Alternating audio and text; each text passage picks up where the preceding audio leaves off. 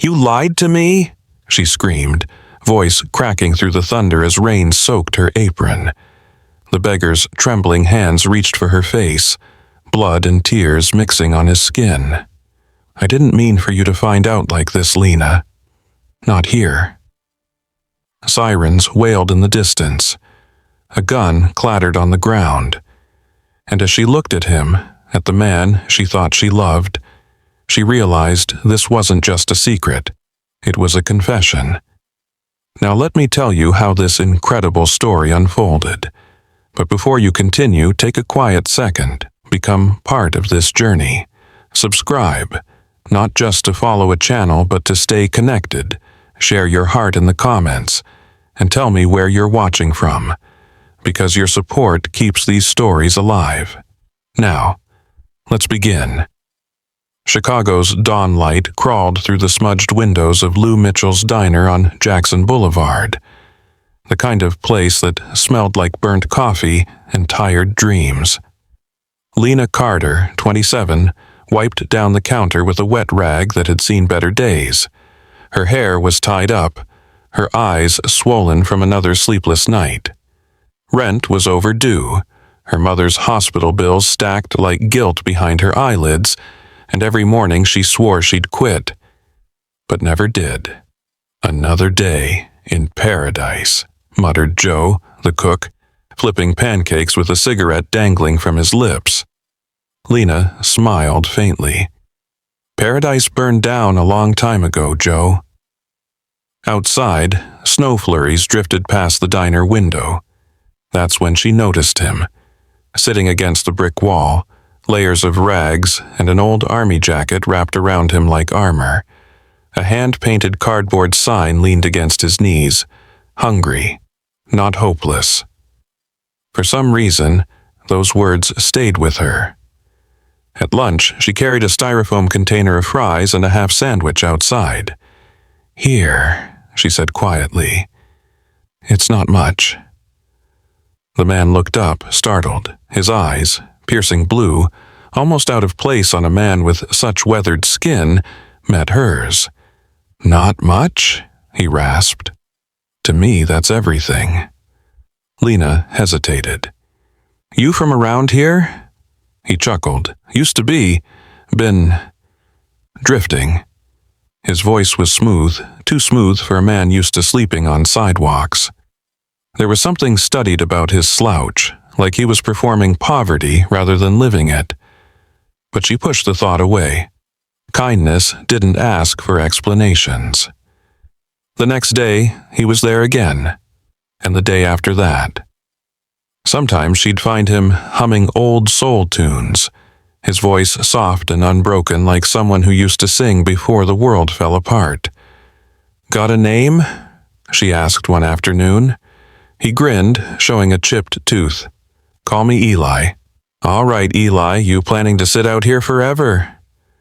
"Maybe not," he said, eyes glinting. "Depends on who keeps bringing me lunch."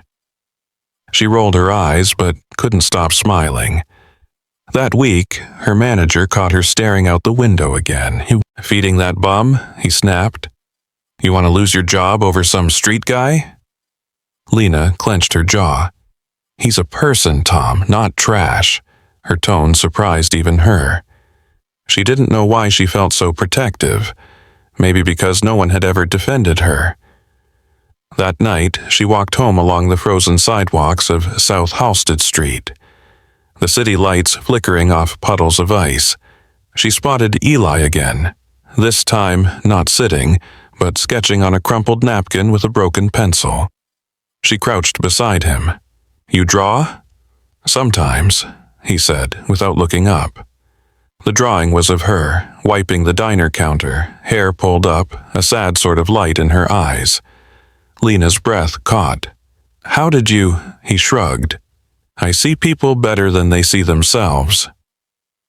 Something inside her shifted. That ache that had been sleeping for years stirred awake. The next morning, she found him gone. His spot was empty except for the napkin drawing pinned under a rock. On the back, scribbled in shaky handwriting, "Don't forget to look up, E. She didn't understand. Not yet. But as the first snowstorm of December rolled in, Lena found herself glancing out that window every day, waiting for a man who didn't belong. And yet somehow, she felt like he did. If you've ever cared for someone society walked past, if you've ever felt connection where logic said there shouldn't be one, you already know how dangerous hope can feel. Maybe that's why stories like this find us. Would you have done what Lena did? 3 days passed before Lena saw him again. She was on her late-night break, standing behind Lou Mitchell's, blowing steam from her coffee when she heard a muffled cough near the dumpsters.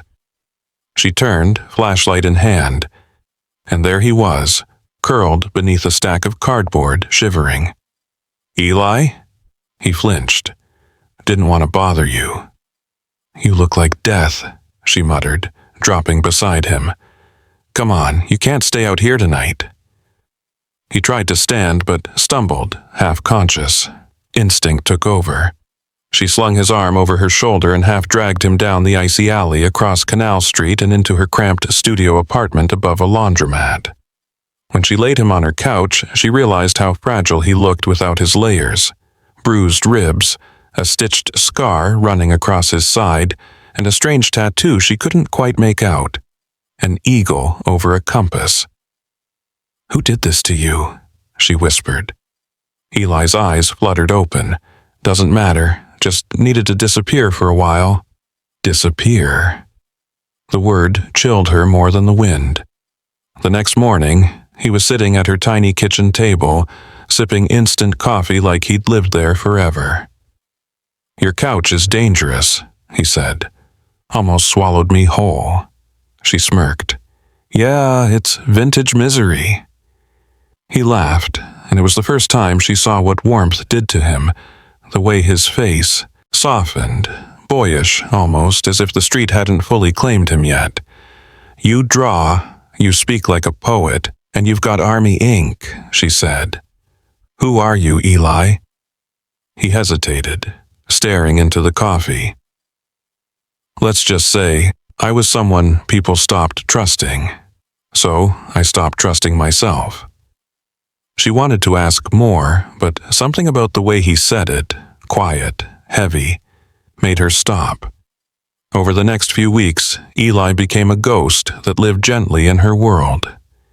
He fixed her broken faucet, cooked when he could, left folded napkin sketches of her on the table. One showed her laughing, something she hadn't done in months. But the more he stayed, the stranger little things became. He always kept a small black notebook in his jacket. He never answered calls on the cheap flip phone he carried.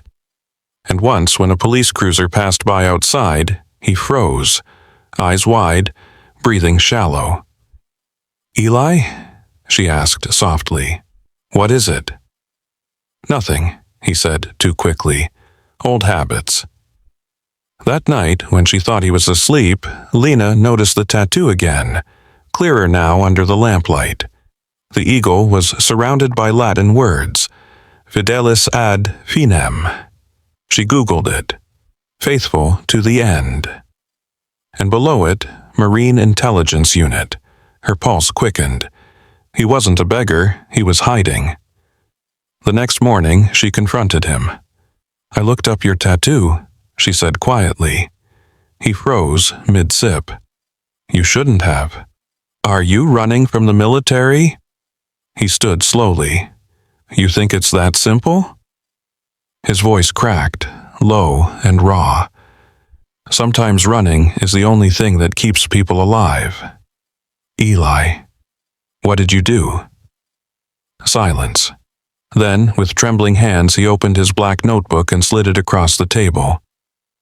Inside were pages of hand-drawn faces, men, women, children. Under each sketch, missing, deceased, unidentified. "These are people the system forgot," he whispered. "I used to find them, until one day I found someone I wasn't supposed to." "Who?" He looked at her, and there it was again, that sorrow in his eyes. A girl. She looked like you." The words hung between them, electric and painful.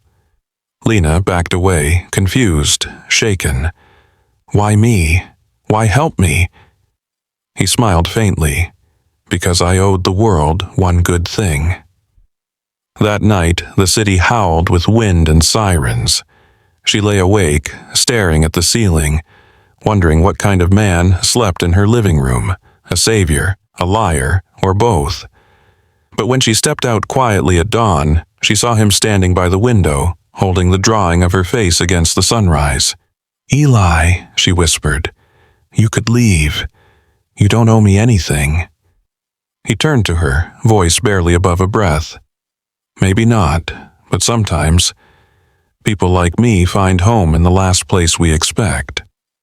And for the first time, she didn't look away. If you've ever met someone whose pain felt bigger than words, someone who made you question everything you thought you knew about love and trust, you understand Lena's silence right now. Would you let someone like Eli stay in your life, knowing there's darkness they won't explain? If your heart whispered yes, maybe it's because you believe, like Lena, that broken people still deserve grace. And if that belief still beats inside you, then maybe you're meant to stay for the rest of this story. Snow was falling hard that night, heavy flakes swirling like ash under the orange glow of the streetlights. The wind cut through the cracks of Lena's apartment, howling like something alive. Eli hadn't said much all week. He spent his nights pacing, sketching, whispering to himself when he thought she was asleep. The black notebook never left his side.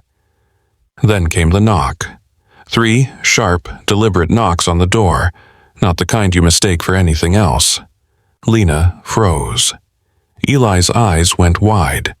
He mouthed one word, "Police." Before she could react, he grabbed her wrist, whispering urgently, "Don't tell them I'm here, please, Lena.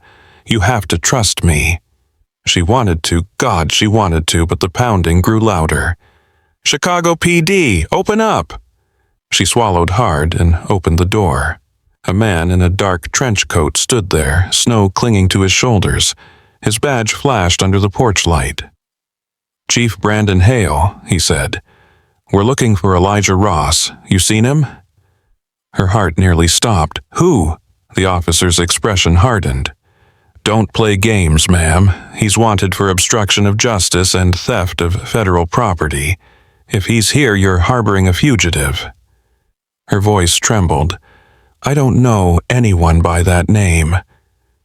The chief's eyes scanned the small apartment, pausing on a sketch lying on the counter. Her face signed ER.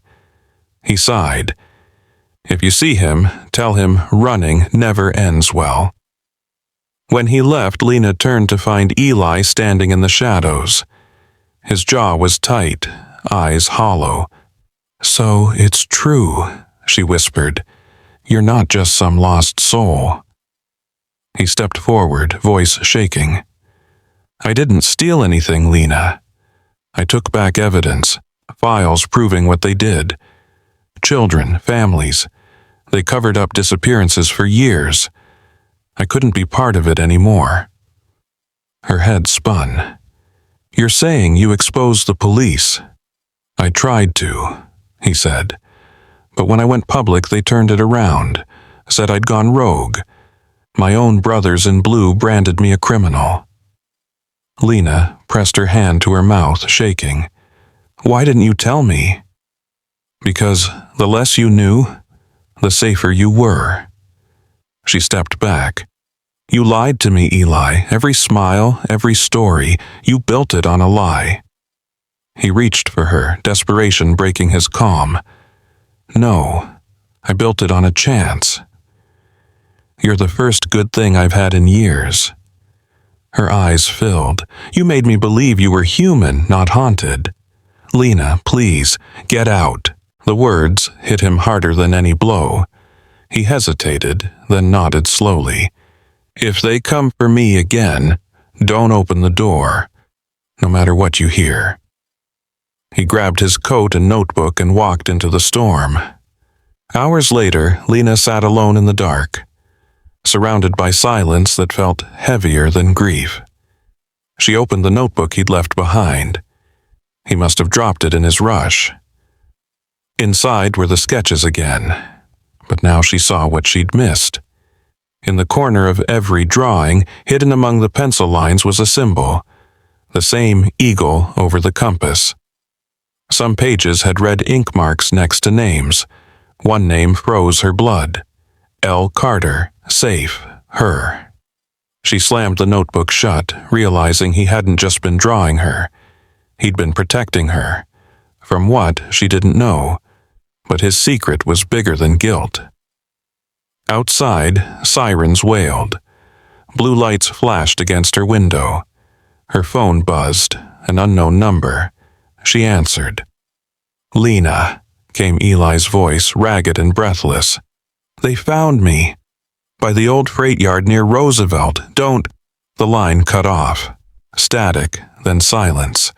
The city blurred as she ran through the snow, down West Roosevelt Road, heart pounding so loud it drowned out everything else. She found the freight yard empty except for police cars and flashing lights reflecting off wet asphalt. An officer was shouting, "He's armed!" Lena screamed, "No, don't!" A shot split the air. She fell to her knees as figures rushed past her. And there, under the harsh red and blue lights, she saw him, Eli, lying on the ground, blood spreading across his chest like a dark sunrise. His eyes flicked toward her, faint but alive. He mouthed something, words lost in the chaos, before his hand fell still. If love came to you wrapped in lies but born from truth, could you still call it love? Would you have chased him into that storm? The hospital lights were blinding. The smell of antiseptic mixed with coffee and fear. Lena sat in the hallway, fingers locked together so tightly her knuckles turned white. They wouldn't tell her anything at first, just that a man named Elijah Ross had been brought in with a gunshot wound, condition critical. Hours crawled. Nurses whispered. Somewhere down the corridor, a heart monitor flatlined and started again. When the doors finally opened, a young doctor approached, removing his gloves. "He's alive," he said quietly. "Barely, but alive." Lena pressed a shaking hand to her mouth, tears spilling over. "Can I see him?" He nodded. "A few minutes, he asked for you." Eli looked smaller under the fluorescent light, wires snaking across his chest, oxygen mask fogging with each shallow breath. But when she stepped close, his eyes opened, tired but unmistakably blue. "You shouldn't be here," he rasped. She brushed his hair from his forehead. "You really think I'd let you go without answers?" He tried to smile, still stubborn. Lena's throat tightened. "They said you were armed." "I wasn't," he whispered. "They planted that story. I was trying to turn myself in. I wanted to clear my name, before you found out the rest." "What rest?" He looked at her like a man trying to carry years of regret in one breath. "The files I stole. They weren't just names. They were people like me. Former officers, whistleblowers. The system buried them. I had proof, Lena. Proof that Chief Hale was behind it. He's the reason those faces never got justice." Lena stepped closer. "Then why come to me?" Eli's voice cracked. "Because I needed someone who'd see me as more than what I'd done. Someone real. And when you walked out of that diner with a sandwich and half a smile, I saw the one thing I thought I'd lost. Mercy." She swallowed hard, tears sliding down. "You could have told me. I wanted to, but I knew, once I did, you'd be in danger." She exhaled sharply. "And now, look where you are, Eli. You nearly died trying to protect me from something I didn't even know existed." "Worth it," he murmured. "Every second." She sat beside the bed holding his hand. It felt fragile but warm. "You're not done yet. You still have to draw something other than ghosts." He smiled weakly. "Guess I'll need a new sketchbook." Over the next few days, the truth spread. A leaked file, a confession recorded on Eli's phone before the shooting. Evidence that exposed the corruption within the department. Chief Brandon Hale was placed under investigation. News outlets ran stories with headlines like, "Ex-Marine turned whistleblower vindicated after shooting." Lena watched from the diner TV, standing behind the counter with her apron still stained with coffee. When Eli's face flashed across the screen, bruised, bandaged, but alive, customers actually clapped. Joe muttered, "Guess you were right about that bum after all." Lena smiled. "Guess I was." 2 weeks later, Eli walked, slowly, carefully, back into Lou Mitchell's. The diner erupted in whispers. He sat at the same corner booth where he used to hide behind his coffee cup and said softly, "Do you still serve hope with extra fries?" Lena laughed through tears. "For you, always." They talked for hours, like they'd never stopped.